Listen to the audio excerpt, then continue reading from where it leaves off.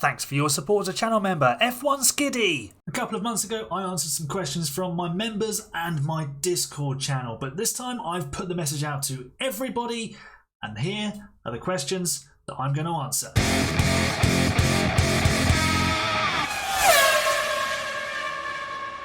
Hello folks, and welcome to another Q&A video here on AHGP. Today we're going to be going through some questions submitted by you, the lovely audience, and we're going to be hopefully focusing on in real life Formula One. So I've tried to remove some of the questions that are not based around that.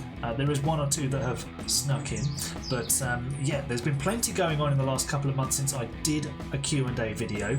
So let's get stuck straight in with the first question. And our opening question comes from Zapadari, I hope I've pronounced that correctly, who asks, which team is in the best position for the 2026 regulation change? At the time of recording, it's not been confirmed, but it's obviously highly rumoured and the BBC have reported it as basically true, that Adrian Newey is going to join Aston Martin. So obviously, considering Newey's sort of prolific nature in acing rule changes, he did it in 1998 with McLaren, in 2022 with Red Bull. In some respects, he did it in 2009 with Red Bull as well, but obviously Brawn had the double diffuser sort of advantage, so Red Bull weren't the force at the beginning that they were later on in that rule set. But yeah, Adrian Newey is kind of the trump card, isn't he? But there's a lot going on at Aston Martin. Are the drivers going to be good enough? Is Fernando Alonso still going to have it? Is Lance Stroll actually up to the task if he gets a championship winning car? There's a lot of big names who've got to settle in. Andy Cowell, Dan Fallows have been recruited from Mercedes and Red Bull respectively. And I think Enrico Cardile is on his way there as well. So it's going to be a lot of big personalities, a lot of big ideas, and you've got to funnel it all down and get it onto the car. And if you don't get it right, Fernando Alonso will complain. So you'd think Aston Martin, but you know, it's going to be so wide open. Will McLaren keep their sort of upward trajectory? Will Mercedes come back to winning ways? Will we see a surprise? Will it be Alpine or whatever they're called by them? So it's hard to say, but on paper you would suggest that maybe it's Aston Martin, considering they've got Adrian Newey. But if I'm going to say anyone, I'm going to say Ferrari. I think they are going to put everything into making sure that 2026 is perfect for Charles Leclerc and Lewis Hamilton to go and have an assault at the World Championship. The next question comes from Tommy Williams, who is a channel member. Thank you to him for his support.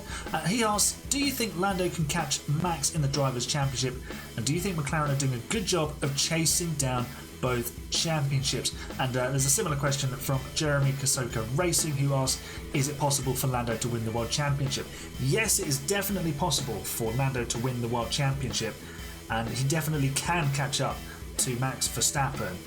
But at the moment, McLaren aren't doing the best job they possibly could. I think they're leaving points on the table, and it's going to come back and hurt them in the Drivers' Championship. Constructors-wise, they are outscoring Red Bull at an alarming rate, and they will win the Constructors' Championship. Their first one since 1998, which was also the year I started watching Formula One.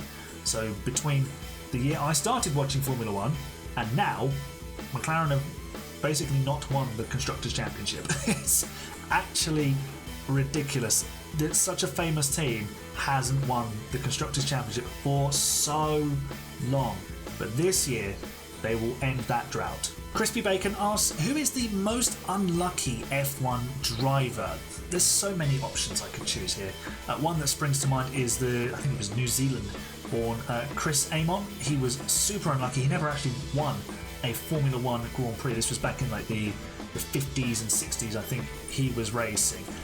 More recent unlucky driver, Mark Webber, constantly having bad luck, and the commentators, I believe it was Martin Brundle, who said back in the day, if he didn't have bad luck, he'd have absolutely no luck at all.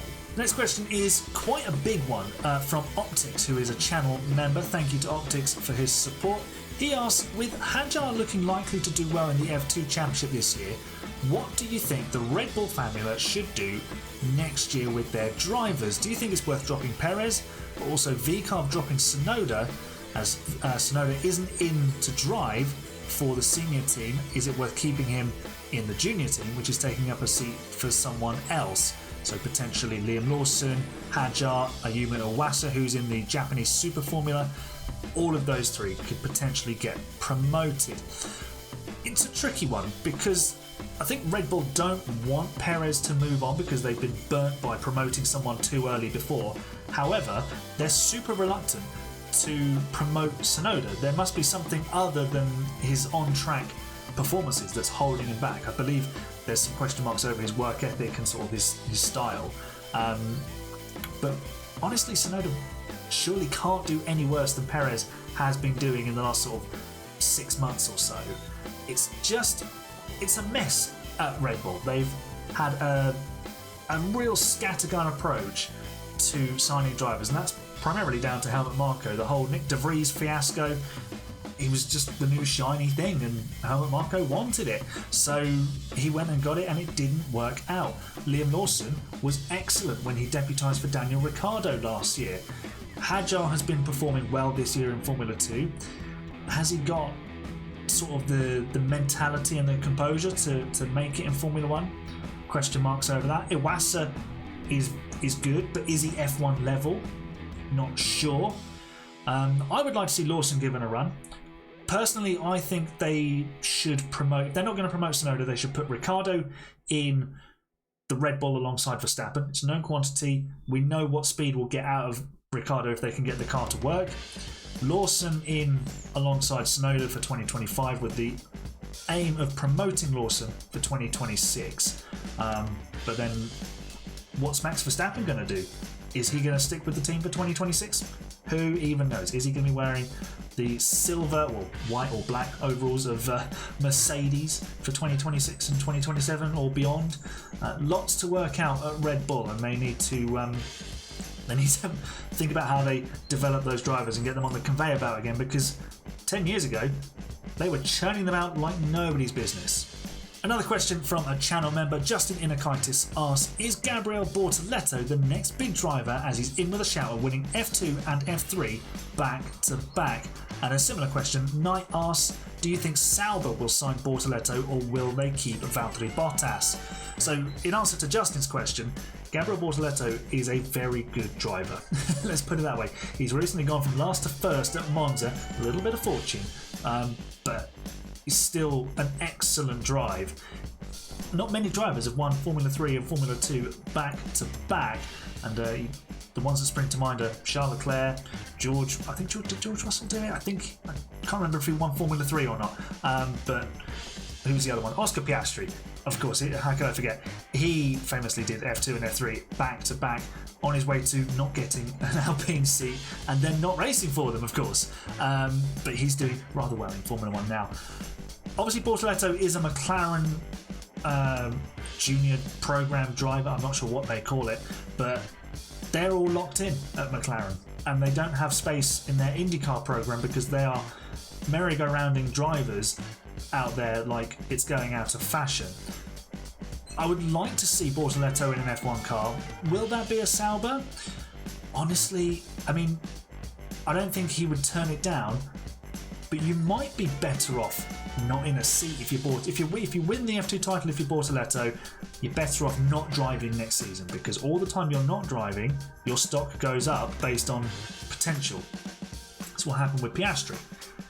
If he goes in the Sauber and struggles, and let's face it, he will, because the car is a just absolute poo box, so he's going to lose all that credit. Look at what happened to Stoffel Van Dorn. He had a rubbish car at McLaren and it just ruined his F1 career. We've seen it break fantastic drivers before, and I don't really want to see that happen to Bortoleto. But if he does end up at Sauber, I'm sure he'll drive the wheels off the thing. However, for Sauber, I would keep Bottas because he can give you that valuable experience alongside Hülkenberg, and he's quick.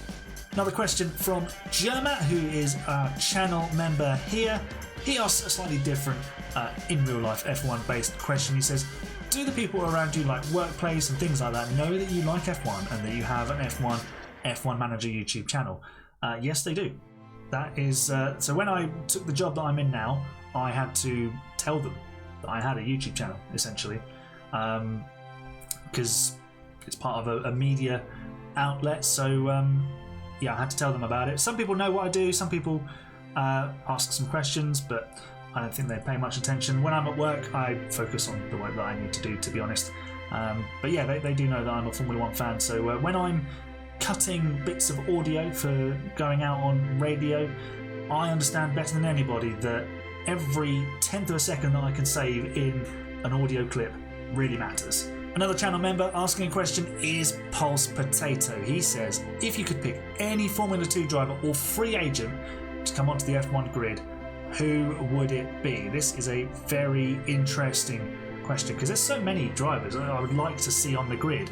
Honestly, two of the drivers I would have named are getting promoted to Formula 1 from Formula 2 in the shape of Ollie Behrman and Kimi Antonelli for 2025. So it's tricky. Would I like to see maybe Sebastian Vettel make a comeback? I don't know. There's rumours of him potentially being scouted by Audi and sort of some feelers put out there. The rest of the F2 grid, is anyone really standing out? We've mentioned Gabriel Bortoleto. I think he'd be exciting because Brazil desperately needs a Formula 1 driver, and okay, they've got Franco Colapinto for the rest of this season, but if they had Bortoleto for and of course Colapinto is Argentine, so that might not go down well for Brazil. They famously don't get along particularly well, but yeah, if Bortoleto came onto the F1 grid, Brazil would have a home hero again. They haven't had one for a long time, so yeah, maybe Bortoleto. Maybe Mika Hakkinen can make a comeback because I don't believe he's fully actually retired. He's still on sabbatical. Average Racing Fan asks my opinion on another Brazilian driver, Enzo Fittipaldi. I like Enzo Fittipaldi, the little shark as he is known, and it would be amazing to see the Fittipaldi name back on the F1 grid. Of course, we had Pietro on the grid in 2020 as he deputised for Romain Grosjean after his fiery crash in Bahrain. Sadly, I don't think we'll see Enzo in an F1 car, in an F1 race, anytime soon. He's quick, he did some fantastic things with Charus back in 2022, I want to say. He was punching above their weight, but moving to Carlin and then to VAR, it just hasn't quite worked out for the Brazilian, although he was actually born in America, but he does race under Brazilian licenses, so he's technically Brazilian. And the final question comes from Formula Cryptic. He asks, is F1 Manager 24 better than F1 24? Yes, much better, because the game works. So there's the answers. Thank you to everyone who submitted a question. I'm sure we'll do another one of these in a month or two in the future, but thanks so much for watching and for your questions. Leave a nice big thumbs up on the video and subscribe for more F1 Manager and Q&A content, and I'll see you very, very soon. You're the best fans. It's bye for now.